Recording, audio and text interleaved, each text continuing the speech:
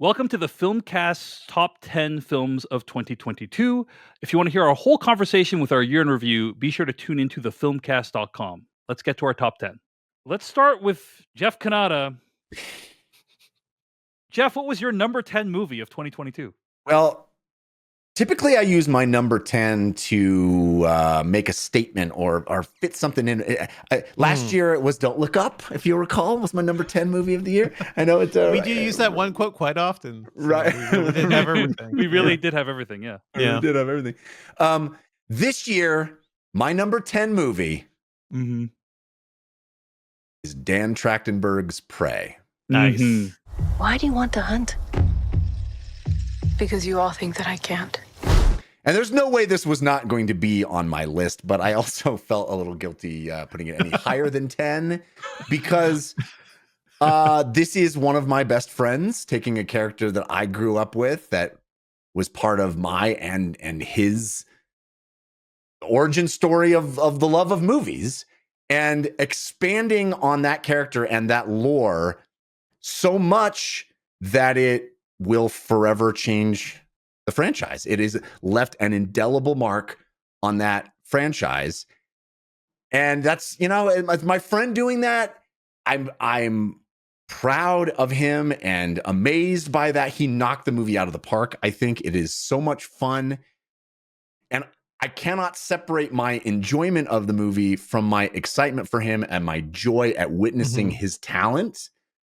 But also, I don't want to. I don't want to separate those things, right? You're just human. It You're is just a part man. of what made that movie special for me. And so I put it on my list because it is one of the best experiences that I had because of all those things. But that isn't to short shrift the actual movie itself. I think the movie stands on its own merits and is phenomenal, pulse-pounding, thrilling, super well directed, super well acted, does something unique and original, and is short. It is the shortest movie on my list, and it's proof that in a year of exceedingly long films, you could still be lean and mean and make something great. So, Prey is my number 10. I'd also say notable for being like the best movie in that franchise in decades. Yes. Decades. Yes. Like franchises like that, you just leave for dead. You cannot resurrect them. I would argue the best movie since the first one in that franchise. Sure. Actually, yes. Dan Trachtenberg made a better Predator movie than Shane Black did, which is pretty extraordinary. But Prey, Jeff's number 10. It's streaming right now on Hulu. Check it out. Great choice for number 10, Jeff. Devindra Hardawar, what was your number 10 film of 2022? My number 10 film is Top Gun Maverick. And I want to go to the danger zone, guys. Sometimes you have to go to the danger zone.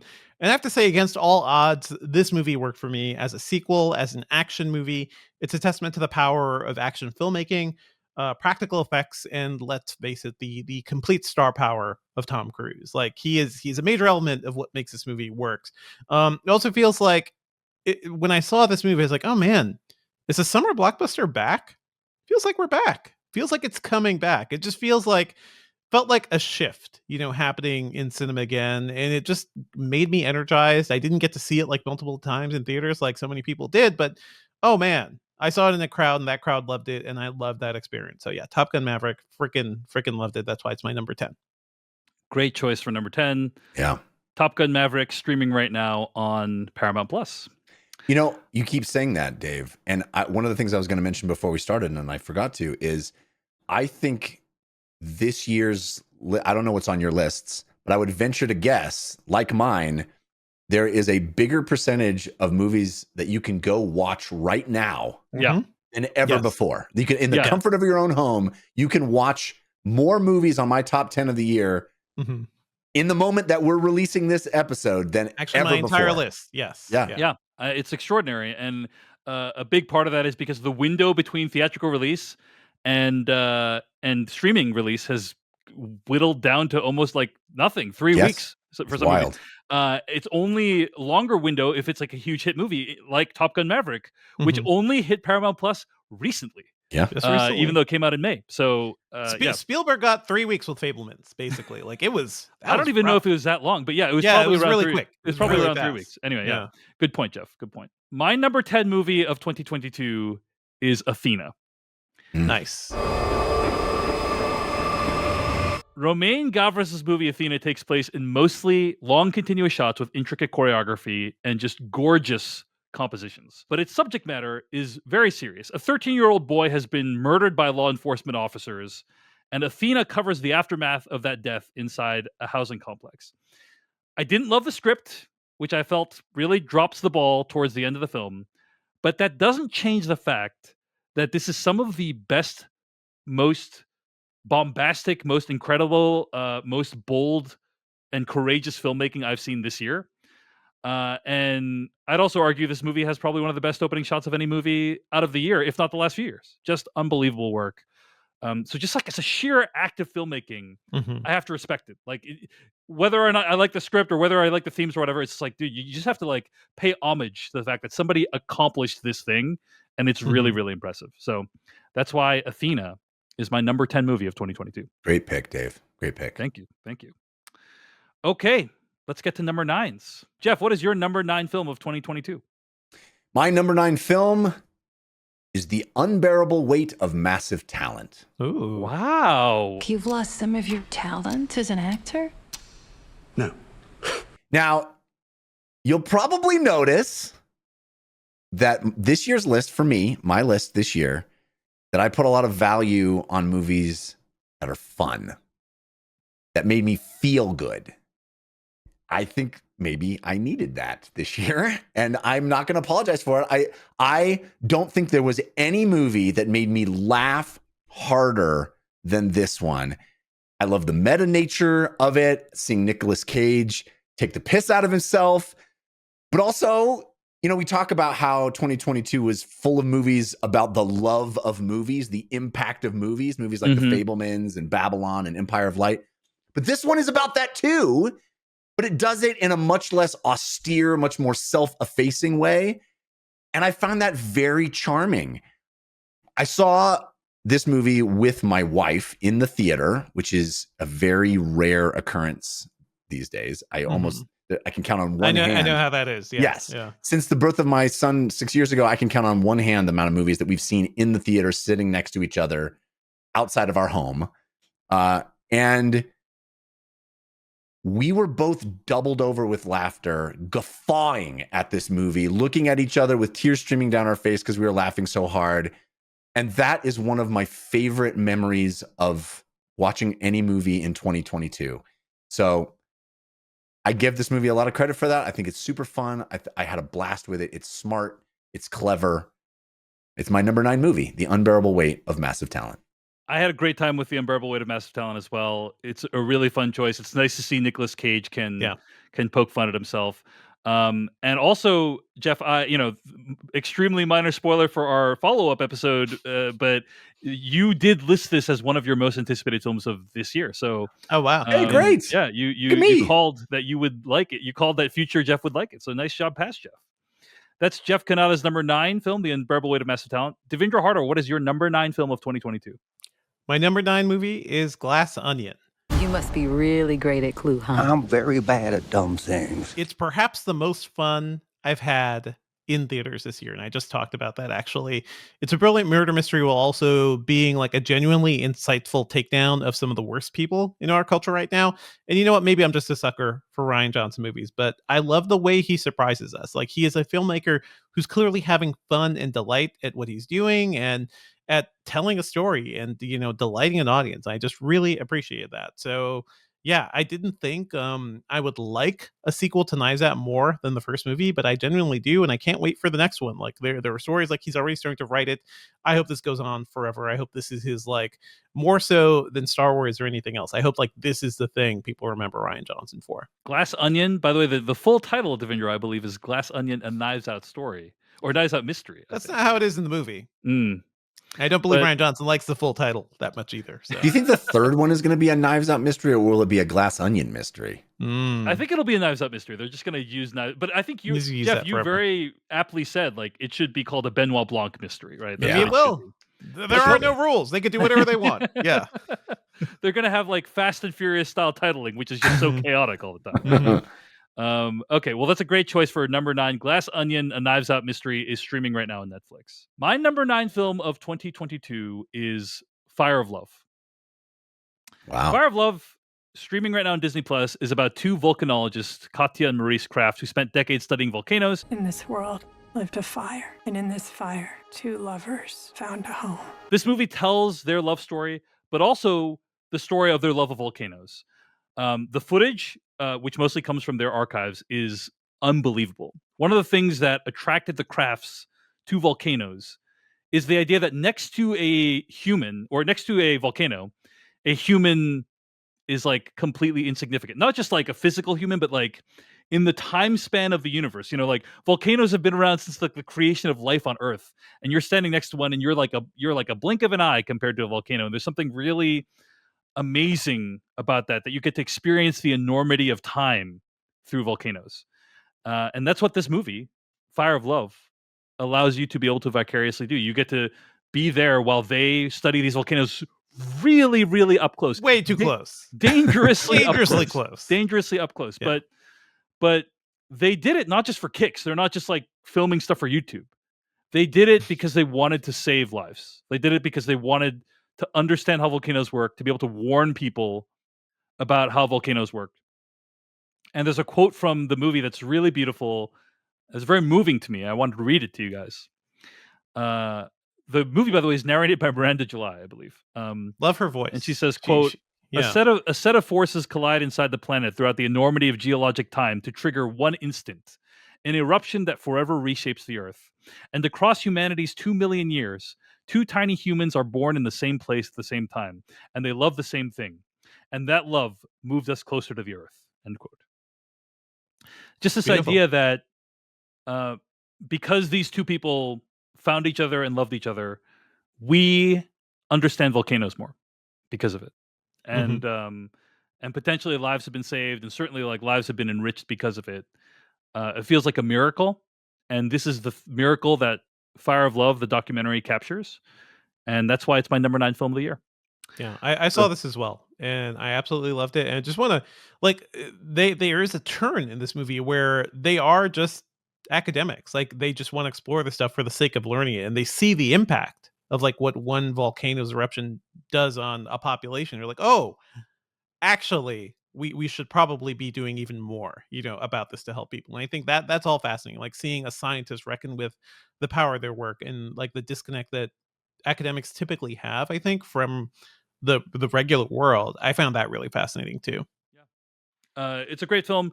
It's on streaming on Disney Plus right now. I'd definitely watch it. And it's fascinating. It's not even the only documentary about the Crafts to come out in the last couple of years. Werner Herzog directed a documentary about them. I love this one because it's like the footage is so beautiful. Just like seeing humans next to volcanoes, it's like just incredible. It's like mind blowing to see. It's all old footage too. It's not like it is their ancient footage shot on 16 millimeter or something. It's still beautiful. Yeah, it's amazing. So that's Fire of Love. It's my number 9 film of the year. Jeff Kanata, what's your number 8 film of 2022? My number 8 film of 2022 is The Batman. Ooh. Who are you under there? Matt Reeves making a Batman movie? Oh man, that's going to be amazing, I said to myself. And you know what? I was right. Oh my gosh. This is like a top 3 all-time Batman movie for me. And it is also one of the great deconstructed superhero movies. It's visually incredible. The take on the character is something we've never seen. It has a legitimately awesome mystery and cool detective work, really focuses on Batman as the world's greatest detective. I loved every second of this movie. I thought it was so different and interesting. The filmmaking, the camera work, I had a blast with The Batman.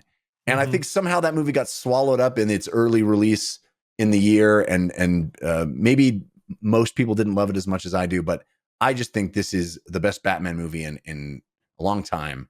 And I loved it.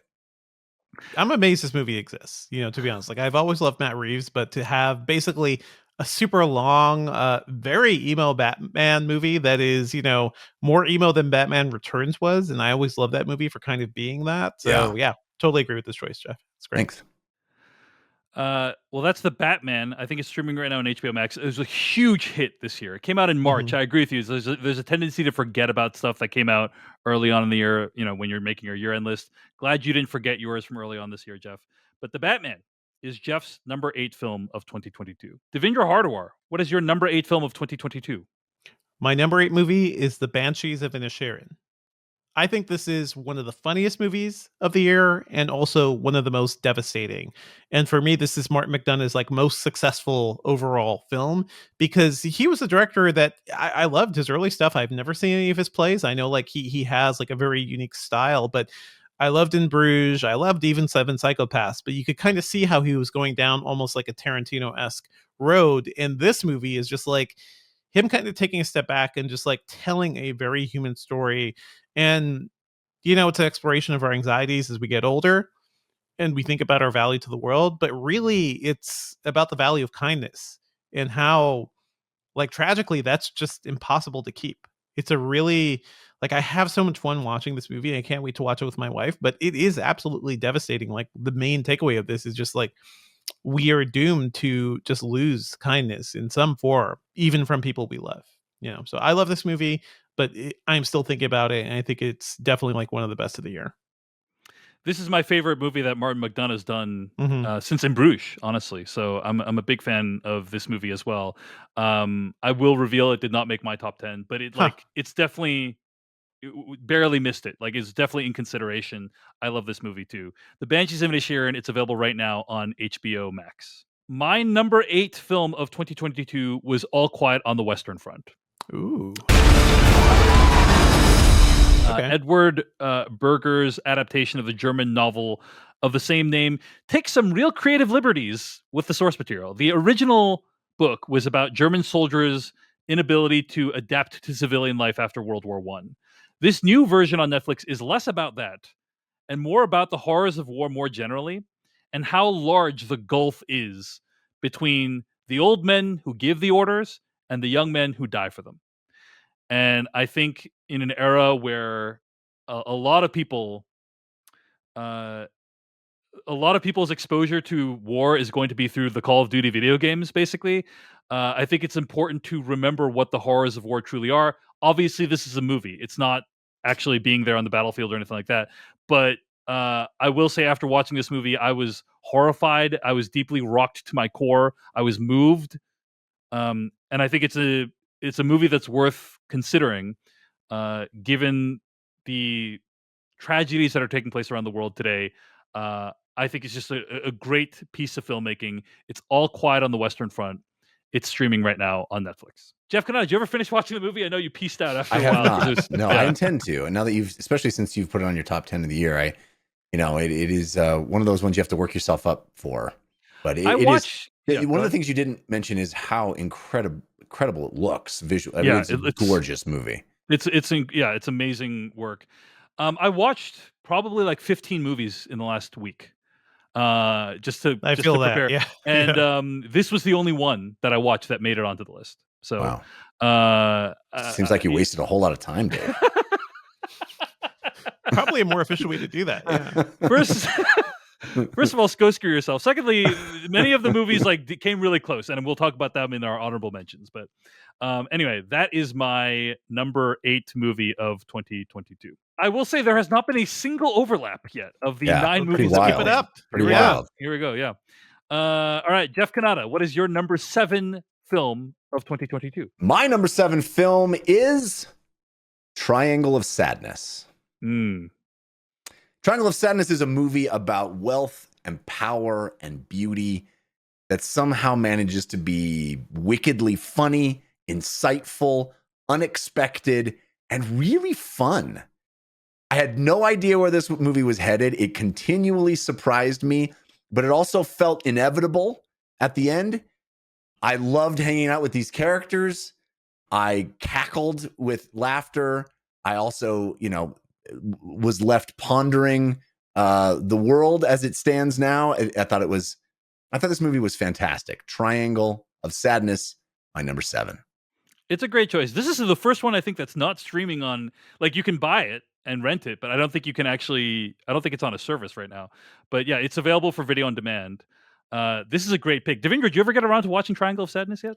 I did not. Like, Okay. it is among the pile of things I've had to watch, and it was just one thing that I never got to. But I'm interested. Yeah, definitely check it out. Triangle of Sadness. It's a great pick, Jeff. Thank you. And if anybody's listening and hasn't doesn't know what it's about or is intrigued by it, I would say the less you know before you go in, the better. Just watch it, and you'll be taking for a ride. It'll be worth it. I completely agree with you on this one, Jeff. And I would submit that even if you know what it's about, you're still going to be surprised.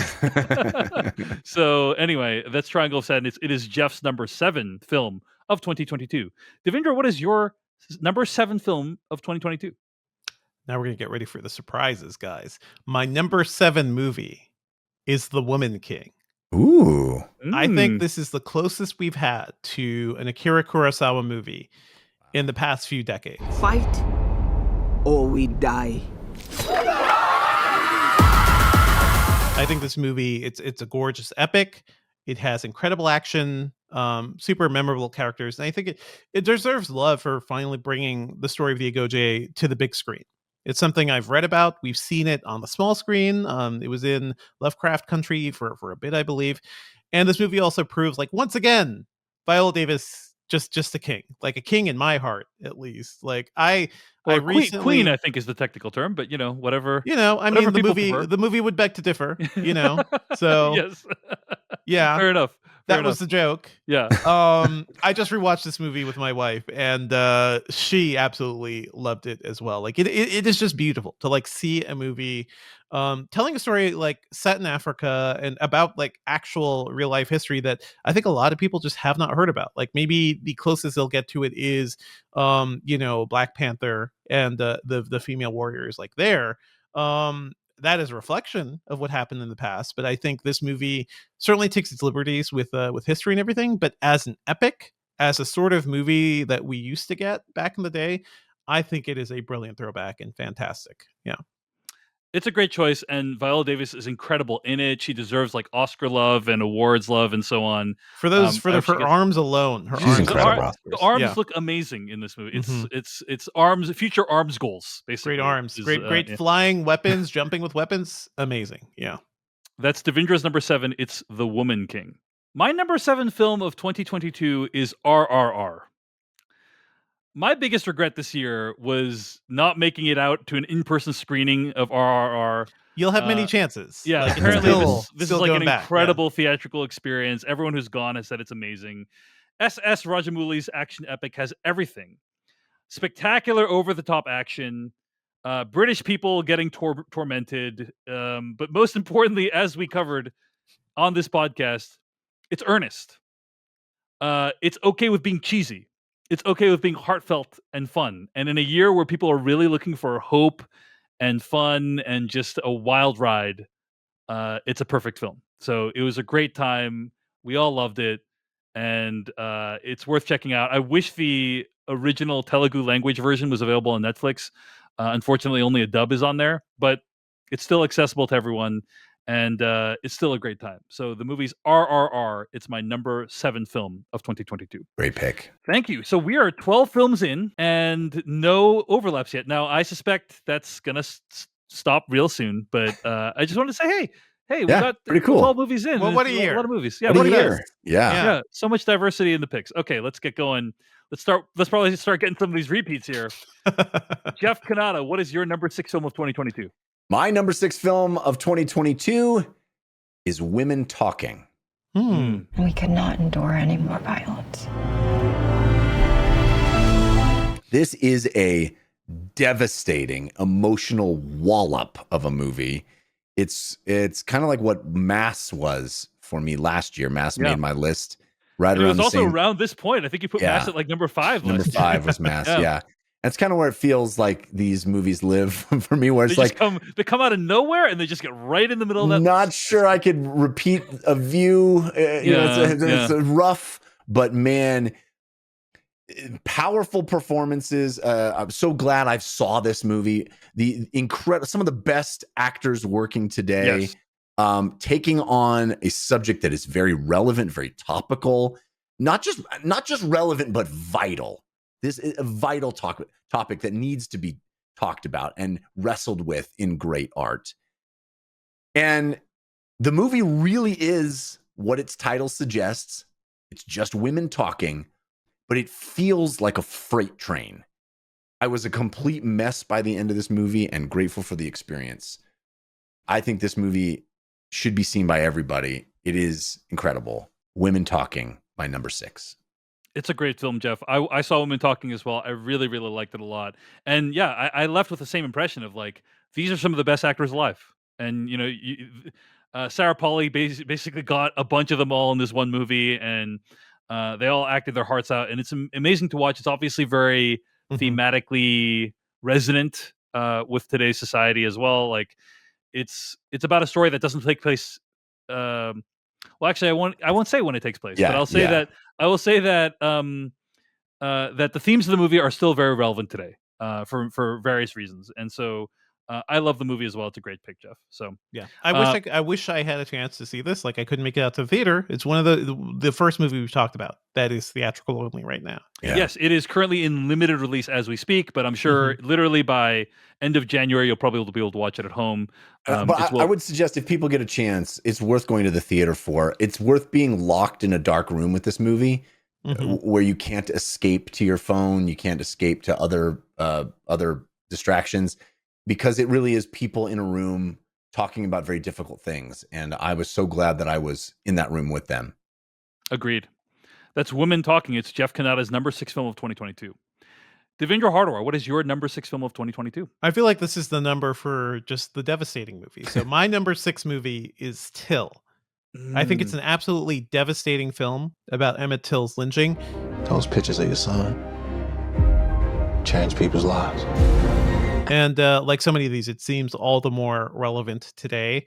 And I think what makes it really unique is Danielle Deadwyler's performance as Mammy Till, somebody whose perspective I don't think we ever really have gotten that much. You know, I have not read many books about her experience, at least, certainly not on film. So in that respect, like, it is an incredible work of art about a woman who has lost her child and has taken that like devastating moment to force the world to confront what happened to him. And, you know, hey guys, I live in Georgia, and I feel like every day I see kind of the history of what happened here not too long ago. And it's a story of America. It's a story like we are still kind of reckoning with. And I think this movie, you know, it's one of those things. A movie will not change somebody's mind, but I think telling the story and the way it's told in this film, Chinonye Chukwue's directing is also incredible too. Like, it's a very well made and just sharply directed movie.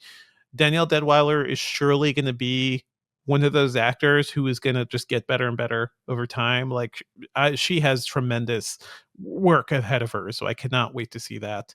This movie is incredible. You will probably only ever see it once, but I hope you do. That's Till. It's Devindra Hardawar's number 6 film of 2022, and it is available on video on demand right now. I don't think it's streaming anywhere yet. It is on video on demand, yeah. So you can watch it. I watched it this week. I really thought Danielle Deadwyler was incredible to watch in this film, and it's a movie that's worth checking out, a perspective that's worth checking out for sure. Great pick for your number 6, Devindra. My number 6 film of 2022, and I got to break our streak, folks, because even until this point, there's been no repeats, but here's the first repeat on the list. My number 6 film of 2022 is Prey. Hey! Whatever did this, I can kill it. I guess you didn't have the qualms I had about putting it higher. I don't have the, you know, No you're qualms. forcing me to say a statement that I have never otherwise thought or said, which is I don't have Jeff Kanata's morals. And that's why I put Prey at number 6. Every now and then you have a movie that comes along where like someone goes out into the middle of nowhere to make a movie, right? George Miller going out into the middle of the desert to make Mad Max Fury Road. James Cameron creating a scale model of the Titanic and making Titanic. I mean, these are movies that seem quixotic and impossible, and they require unflinching vision in order to succeed. I would argue Prey is one such movie. Now, it's a much smaller scale than Mad Max or Titanic, but the idea that you could make a movie set hundreds of years ago, have a cast made up of almost entirely Native Americans and make it into a kick-ass Predator prequel. That sounds like an awesome movie. That would be really difficult to get made in today's theatrical and entertainment environment. And it was in fact both of those things. But Dan Trachtenberg was able to do it. This is a movie that took vision and resolve to make, and it's also just a lot of fun. Just like a great fun movie. Trachtenberg has shown now that he can play in the sandbox of widely revered properties, like first the Cloverfield franchise, now the Predator franchise, and make something that feels fresh, bold, and original within those sandboxes. It's obviously work that I admire greatly. The level of difficulty of what this movie was extremely high, and he knocked it out of the park. So I'm very proud of our friend Dan Trachtenberg, and I'm also really amazed by this film. It's Prey. It's streaming right now on Hulu. So now I'm the asshole that put it at 10. Don't worry, Jeff. I'm texting Dan tonight. I mean, I'm never going to hear the end of this. Anyway, that is my number 6 film of 2022. All right, we're in our top 5s now. Jeff Kanata, let's get to your number 5 film of 2022. I put a lot of weight behind the top 5. Right, we're in the top 5 now. I mean, just saying. Yeah, it feels pretty arbitrary that it's like the 5 that you know. Well, I will agree with you that like I'll say like my number 8, 9, and 10 choice are like much looser. Like those movies could have been anything. Like in my top 20 or 30. Those are like interchangeable. But I guess for you, it's like 6 through 10, and 5 is when it starts to get real serious, right? I wouldn't agree with any of what you just said, but. Let me put words in your mouth. No, I was talking about my perspective. I agree. For me, then you said it must be for me, and I'm saying I totally agree with that. No, I'm just saying we're in the top 5. It's a big deal. This is like my other podcast. I only do 5. Yes, very important. All right, here we go. Number 5 of 2022 is Vengeance. Wow. Yep. Did not expect to see that coming. Yep. Yeah. Wow. What evidence does he have that it was a murder? Nothing. And that's the story. Oh my God. Okay. I know that I stand alone here. I don't even think you guys, I don't know if either of you even watched this movie, but I started it. I need to finish it at some point. This feels to me like a great time capsule movie for this year. It speaks to our time in what I consider to be a very smart and interesting way. It's about the two Americas that exist within this country, and it seems to strive for some sort of understanding and empathy for and between those two Americas. And I think this movie is really good. It touched me. It made me cry, it made me emotional, made me laugh. I loved it, and so few people are talking about it. I hope more people check it out, and I hope BJ Novak makes many more movies. I really enjoyed Vengeance. That's Jeff's number 5. It's Vengeance. I believe it's streaming right now on Peacock. Yeah. This is the first kind of upset, I would say, of the list. Like, I know you guys. I knew you guys were not going to. I can't judge the movie. I cannot judge. I can't judge the movie, but it's just like let me put it this way: I spent a lot of time looking at top 10 lists from other people. Yeah, because I wanted to highlight prioritizing things. Yeah. Well, yeah, because I'm like, if it's on AO Scott's list, maybe and I did not see Vengeance on any top 10 list. Definitely not on AO Scott's list. That's correct. I don't think any of my movies are on AO Scott's list. Okay, he doesn't know anything. I don't think that's true, but anyway, okay. You said it before we started. Part of what these lists are for, in my opinion, is to show a spotlight on what isn't on everybody else's lists. Yeah, exactly. Yeah. You know, exactly. So I don't want to be the echo chamber. I don't want to be the guy who's like, you know what?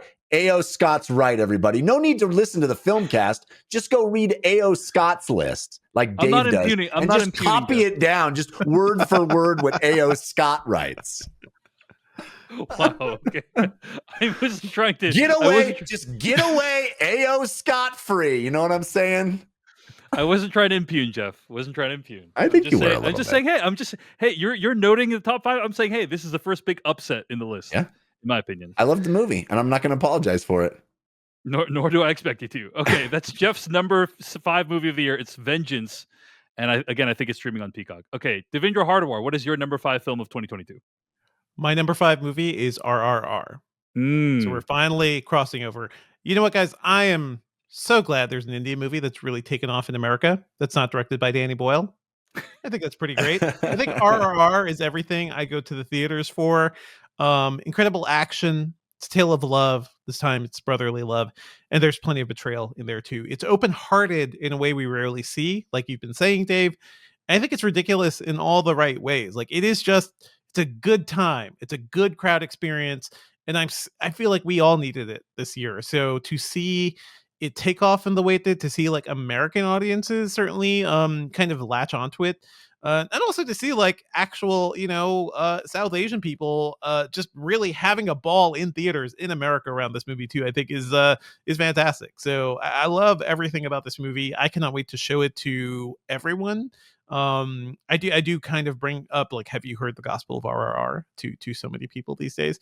I love this movie. That's why it's my number 5. It's a great pick, Devindra. RRR, and again, it's streaming on Netflix. My number 5 film of 2022 is Babylon. Ooh. Wow. Okay. What I do means something.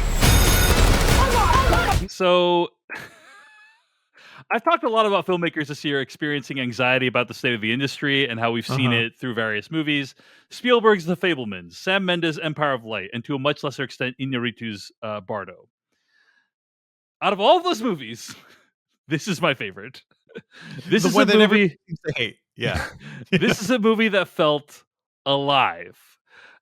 This is, a lot of his movies, Damien Chazelle's movies, have wanted to capture the irresistibility of show business, how intoxicating it can be, how damaging it can be, but also how wonderful and serendipitous it can feel. And this movie has all the emotions that you could possibly want in a movie about show business: the triumphs, the tragedies, the golden showers, the defecation, the vomiting. Like every bodily fluid, every bodily function, every bodily emotion that you could want is encased within this movie, Babylon, that's currently not doing very well in theaters right now, but is nonetheless great. So I think it's a wild ride. It's a great time. I loved it. And that's why it's my number 5 movie of the year. I will tell you, Dave, this is the movie that I could not find a place for on my list. I tried and tried. I wanted to. It just didn't. Man, if it was like 30 minutes shorter, and not because it was too long. Like I was in it. It peters out, I think, and it peters out. Yeah, agree to disagree. But I talk about movies, by the way, that popped up on other people's top 10 lists. Don't think A.O. Scott was not a fan. Did as much, Dave. So don't give Jeff any crap. I wasn't.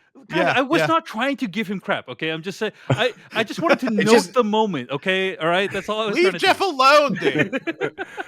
I will say what you said about one of your movies down at the 9 or 10 about it being Athena. Fire of Love? Athena. Yes, what you said about Athena, about like you just sort of have to be in awe of the filmmaking, the audacity of the filmmaking.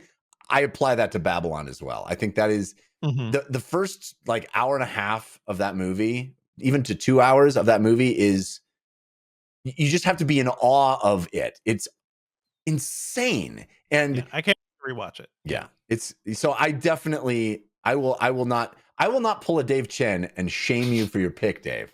I instead will respect it and say, you know what? I really think that I in fact, it's a brave move. It's a brave move because this movie currently sits rotten on Rotten Tomatoes, below 50%. Yes, I'm very brave.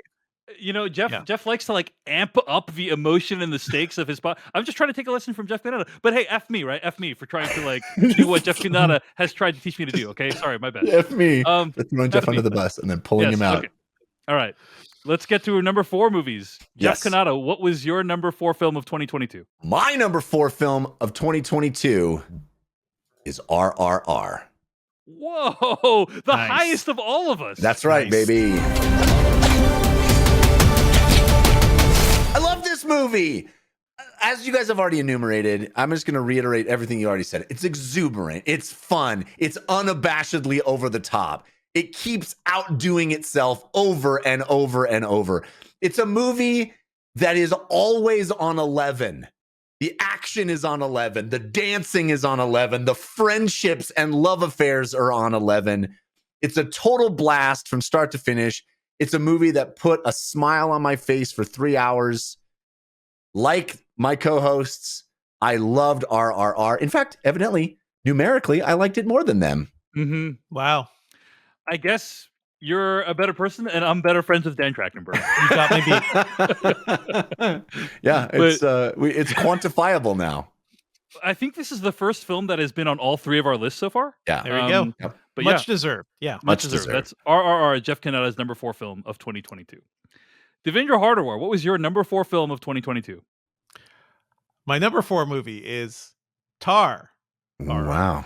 There's a lot working against Tar for me, guys, but I think Cate Blanchett's performance and the just incredibly sharp filmmaking made it absolutely irresistible. It's about the downfall of a monster, but also how that monster lies to herself and kind of constructs this reality around herself. And I found that all utterly fascinating. I think a lot of people have said, like, this is basically a ghost story. Like, in a very literal way, it is actually set up to be a ghost story. There are ghosts in this movie. But you know what? Even if you don't see it directly, I think it's as haunting as a movie like The Shining for me. Like, this feels like a genuine horror movie on so many levels. And I absolutely adored it. It's a great pick. I freaking love this movie. It's so Devindra's number 4. It's Tar. Yeah. It's available right now on video on demand. The correct name is Tar RR. Tar RR. Avatar RR is my understanding, is what it is. Yeah. Mm-hmm. Well, guys, my number 4 film can actually be best summed up in a ditty. A ditty? A ditty? Here it is. I'm going to hit play in 3, 2, 1. Dun, dun, dun, dun, dun, dun, dun, dun, Oh, wow. dun, dun, dun. This is where it should be. Not gonna make more than number 8 money. This is where it is going to be. I just feel like you owe Jeff an apology at this point. You literally just tried to make a case that you weren't throwing me under the bus. Oh no, that was temporary. That was temporary. I mean, so first of all, for those who don't know what that was a clip from this year's summer movie or 2022 summer movie wager, where Jeff put Top Gun Maverick at number 8 and sang a song mockingly about how it would not be higher than number 8. Could not have been more wrong. I want to say, my wife and I will often sing that song to each other in the house when referring to Top Gun Maverick related stuff. Well, you're welcome. So thanks for giving that to us, Jeff. Really appreciate that. Anyway, what? I didn't know that mocking me was a family affair in the Chen household. And I guess it is. It's less mockery and more, we're laughing we're not laughing at you, we're laughing near you. Not even near me. It's only the sound that occurs when Dave flushes his toilets. Like, it also plays then, like. You know how, like, in Japan, they have those, like, speakers on the wall in bathrooms? It's basically like, we're playing that sound right now all the time. Yeah. Anyway, my number 4, by the way, for those who couldn't figure it out, is Top Gun Maverick. Your kind is headed for extinction. Maybe so, sir. But not today. Is this the movie that you saw the most times this year? I saw it 3 times in theaters. Yeah. So it's definitely up there. This is probably one of the most, in my opinion, a perfect piece of action entertainment. Everything about it is iconic. The music is iconic. The action sequences are iconic. Miles Teller's mustache is iconic. Jennifer Connelly is iconic. But as much as I enjoyed the movie just as like a genre piece of entertainment, as a great legacy sequel or reboot to the franchise, what I really loved it for is that it serves as a metaphor for Tom Cruise's career. Here's a guy who's continued to thrive in an era of superhero and IP-driven blockbusters. And yes, I know Top Gun's IP-driven because it's a sequel, but you know what I'm saying. Like, it's different, right? It's aging IP. Different. Vintage. That vintage top shelf shit. And yes, there's a ton of CG in movies like Top Gun. But Tom Cruise knows that at the end of the day, with all the CG-driven action extravaganzas, we as an audience want to see something real. And sometimes that's something real is a billionaire Scientologist running really fast and learning how to fly jets. You know? And that's what we get in Top Gun Maverick. So it's so much fun. It's such a great time at the movies and also just watching it at home. And there's so many thrilling moments to it. I love this movie. It's really great. So it's a great movie. There's no one's arguing. It was number 10 on Devindra's list. It's a great movie. It is weird to me that the biggest reason you like it is because it's a metaphor for Tom Cruise's career. That is a little weird. It's because putting aside Tom Cruise's personal, putting aside Tom Cruise's extracurricular activities and how weird he is as a person and the dubious causes he's involved with, like this is a guy who's basically raging against the dying of movies, in my opinion. No, I get that. Yeah. But you are so rarely able to set aside other people's whatever you want to call them. Me, David Chen, I am. Yes, you are so rarely able to set aside other people's negative qualities. Especially when they are so especially when they're co-hosts on this podcast. I do have several human rights violations. But yeah, I don't know. I guess maybe it's because I personally feel very nostalgic for this dying era of movies that we're in, like the decline of movies that we're living in right now. We've been hosting this podcast for like almost 15 years now, and we still do all our own stunts. Yeah, during that time, we've seen, like, honestly, the state of popular movies decline, in my opinion, pretty dramatically. But here's a guy who, okay, I'm not saying Top Gun Maverick is high entertainment, although it might get nominated for Best Picture. Who knows? It will. It will. But mark my words.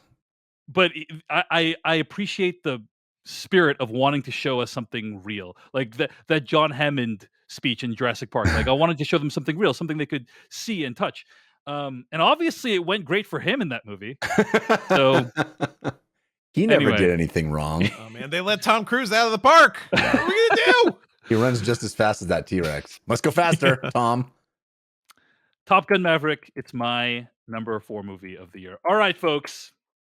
Here we are, guys. Top 3. Getting down to it. It is getting real now. Okay. Jeff Kanata, what was your number 3 film of 2022? My number 3 film of 2022 is The Banshees of Inisherin. Nice. Call him Sonny Larry. Didn't you and he used to be the best of friends? I believe it was Devindra's number 8, if I'm recalling correctly. I love this movie. The simplest of premises, the smallest of stakes, yet it's one of the most profound movies of the year. It's a rumination on the nature of friendship and loneliness, as well as the importance of art and our brief window of time on this planet. It is not much more than just a couple of guys and a pub, and yet it encompasses some of the biggest questions of life. It's a movie that I'll be thinking about forever. It's beautiful and poetic and simple and funny. And if you're keeping count, this is the 3rd movie on my list that is about the friendship between two men.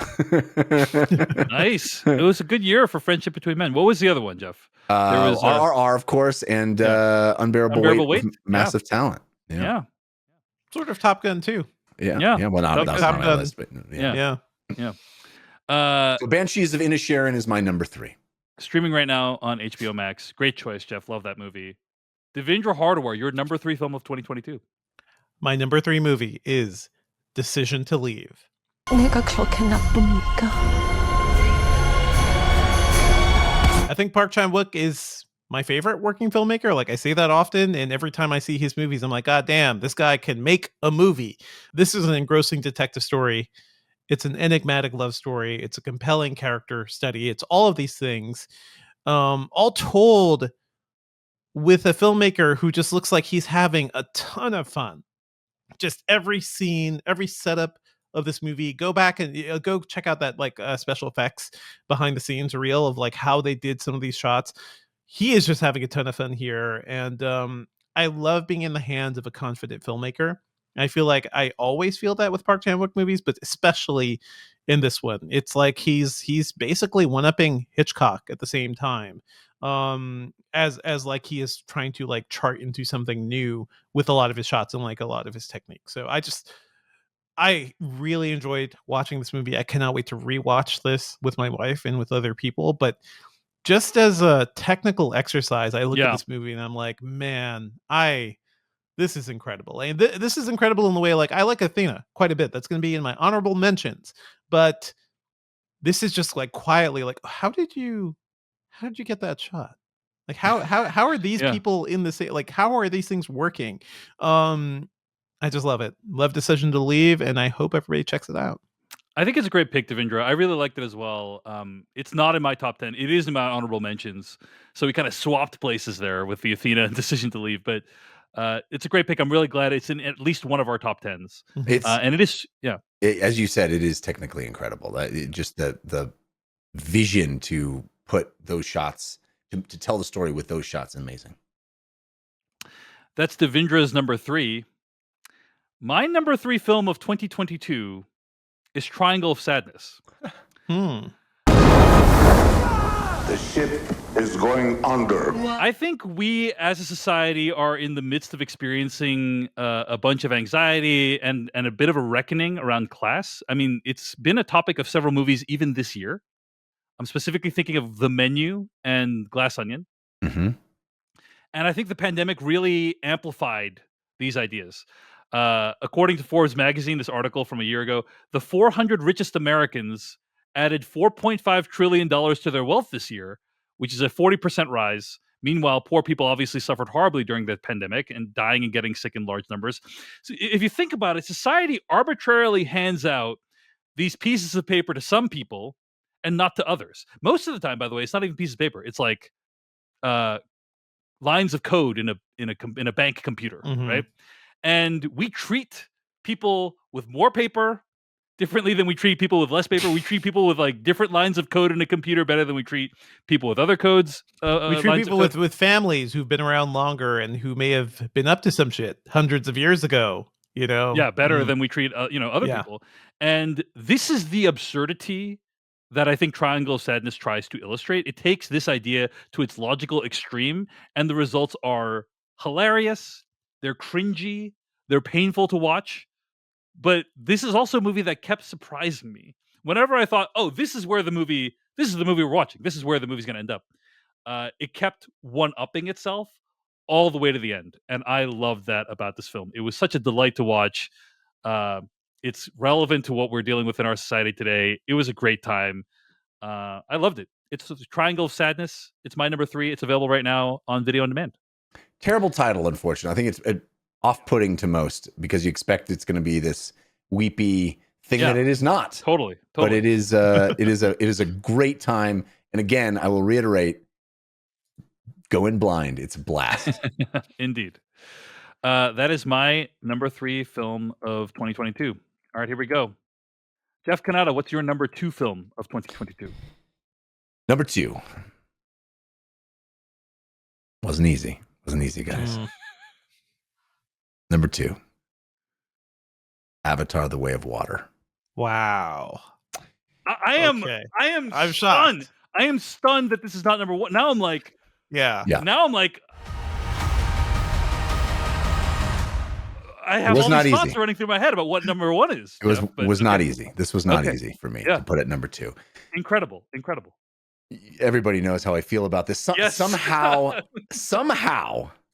a movie that I have been anticipating for over a decade, that I have pinned so much of my professional reputation on, that I've believed in and dreamed about, somehow that movie actually exceeded my wildest expectations. It delivers the kind of pure, heartfelt emotion that I love in movies, alongside the best action sequences put on film this year, in my opinion, which is saying something with movies like RRR and Athena and so many others. It is the grandest kind of filmmaking. It is a movie that I will want to revisit on the biggest screen possible as many times as I am able. It feels special and it feels impossible. And it does not feel cynical. And I know this is a polarizing movie for many people that don't like this franchise, don't like what this movie says. And I've believe me, I've gotten plenty of tweets and hate mail about it. For me, I love this movie. I'm so glad it's doing well. I can't wait to revisit Pandora over and over again. My number 2 movie of the year, Avatar: The Way of Water. I'm legitimately shook right now because I'm actually fairly certain we're all going to align our top. I'm like, okay, do we all have the same number 1 movie? Because if so, that'd be amazing, but maybe not. I think we do. I dare not hope it. I dare not hope it. But also, like, that Jeff would put this at number 2 is like astonishing to me. It was not easy. It's just, it was not easy. It's just like, wow, okay. Because you guys, there's no ties, reorients my sense of the world. Like we are living in a post Jeff at Avatar, putting Avatar: The Way of Water at number 2 world right now for me. I'm like, I need to like look at the world in a different way now. Okay, but thank you, Jeff, for whatever number 1 one must be amazing is kind of my reaction to that. Devindra Harder, what's your number 2 film of 2022? Oh, you guys will never guess this. My number 2 movie of 2022 is Nope. Wow. People thought Us was a bit of a step back for Jordan Peele, and I say no.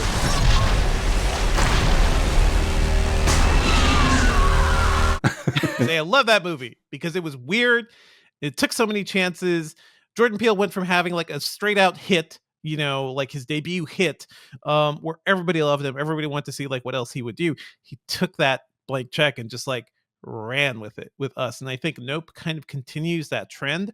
And I can't just help but love Jordan Peele for doing this. Like, I feel like if it was me, like if I did something that got me to the point where here's, close to $100 million to make the movie of your dreams or something, I'm going to get weird. Like, you gave me the money. You're not going to take it back. I'm going to go weird. And I think like so many movies this year, this one is also about the reasons we go to movies. It's about the love of spectacle and the love of a big screen experience.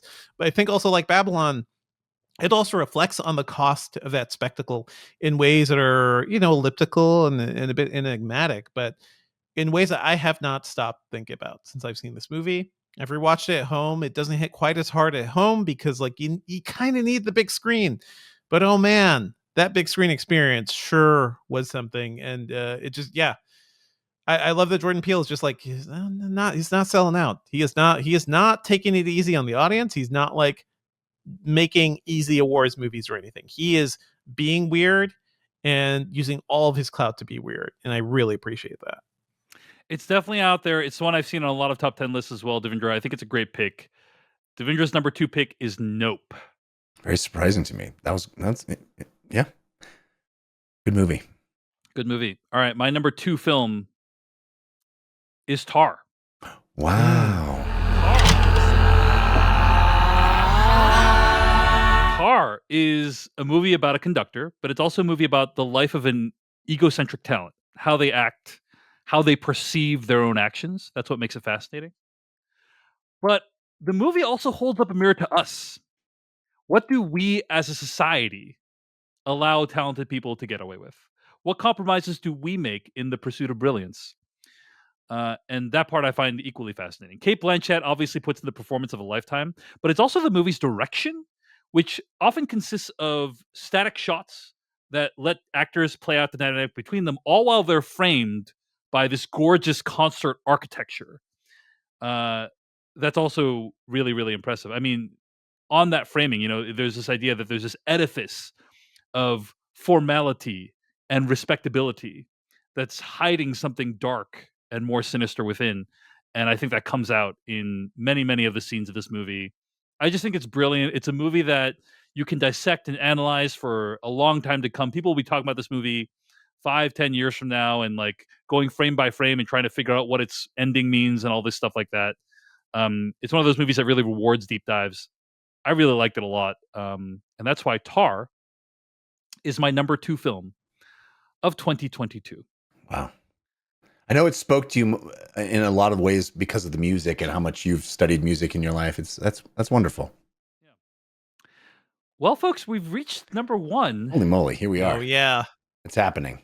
And I'm really we should curious. just blurt it out at the same time. No. I feel like that would be fun. Here's the thing. Here's the thing. I feel like I would normally do that, but I feel like we each have something valuable to add about our thoughts on this movie. So I would actually usually, like when we did like Mad Max, we're all like, yes. Yeah. But I want to go one by one. This time. So Jeff, let's start with you. All right. Jeff Canada, what is your number 1 film of 2022? My number 1 film of 2022 is Black Adam. No, I'm kidding. I'm joking. How dare you? How dare you? Really shifted the DC hurtful. universe. It really shifted the power structure in the DC. Yeah. That was hurtful. Just that. All right. That hurt my chest. Just My number 1 film, number 1 of 2022, is Everything Everywhere All at Once. Yes. Wow. And I'm not sure I can add more than what you guys are going to say. What makes you think it's on our list, Jeff? But I feel like my list this year is full of impossible movies that should not be possible. Avatar feels this way. RRR feels this way. Everything Everywhere All at Once absolutely feels this way. The filmmaking itself feels impossible. The logistics of shooting every piece needed to make this, the assembly of that, the puzzle that is this movie, but also the ideas and the concept should not work. This movie should not work. It's audacious and amazing. It is a killer sci-fi idea that is explored to its full extent, which is one of my favorite things in any storytelling medium, is where you take this beautiful kernel of an idea and you just run with it. And you go as far as you possibly can to think about all the ramifications, all the ways that you can push the edges of the idea to its limit. This movie absolutely does that, and I love it. It's also a beautiful, relatable tale of parenthood and personhood and identity that is genuinely very touching and moved me emotionally. And I think this movie is in that pantheon of all-time great movies for me. It is a triumph. It is a staggering achievement. And, you know, as much as I think you guys all expected me to put Way of Water number 1, and I certainly struggled with it, I could not deny that this movie, Everything Everywhere All at Once, was the most 2022 movie for me. It came out of nowhere and it absolutely transported me. And it is a movie that I will always I think I'll always cherish A Way of Water as well. But this one is, it's just, it feels impossible and it feels magical. And I know you guys share that feeling. That's Everything Everywhere All at Once. It's Jeff Canada's number 1 movie of 2022. Devindra Hardawar, what is your number 1 movie of 2022? Yeah, how dare you assume, Jeff? Don't assume anything. My number 1 movie is also Everything Everywhere All at Once. What's happening? Who knew the guys behind the Turn Down for What video and its mechanical boobs could make one of the best movies I've ever seen? Like in my lifetime. This is a movie that features also somebody I've loved forever. Features Michelle Yeoh and finally treats her like a star, like the way she should be in America. And also, I think like better than a lot of movies like in China and Hong Kong that she's been in too. It's about love, it's about life, it's about everything. Like this movie just has so many layers to it. It is truly the everything bagel of a movie. And you know what, guys? I love everything bagels. I'm legit like emotional because my number 1 film of 2022 is also Everything Everywhere All at Once. Woo! And I'm emotional because, you know, like look, we're all really different people. The 3 of us, you know, we're 3 different human beings, but the idea that we could all be like touched by the same film is is moving to me. There was a clip that went viral this past year. Michelle Yeoh being interviewed by GQ, and she talked about the experience of reading the script, the Daniels inviting her to be part of this movie, and what it meant to her that they invited her to be part of this movie. Here's a clip from that interview. When I read the script, I thought, this is something, oh dear. No, this is something I've been waiting for a long time. That's going to give me the opportunity to show my fans, my family, my audience, what I'm capable of. To be funny, to be real, to be sad.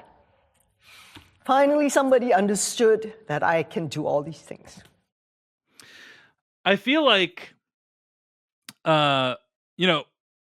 it's a very powerful moment because a lot of people think of Michelle Yeoh as like this badass who can do martial arts and hold her own with these big action stars, which she is. Which she is, right? But primarily that's what they think of her as. And even for someone as beautiful and as famous and as important and powerful as Michelle Yeoh is, she often doesn't feel like people see her for who she really is and see her in her totality. And by being invited to do this movie, she felt seen. And I feel like that's what Everything Everywhere All at Once does for a lot of people.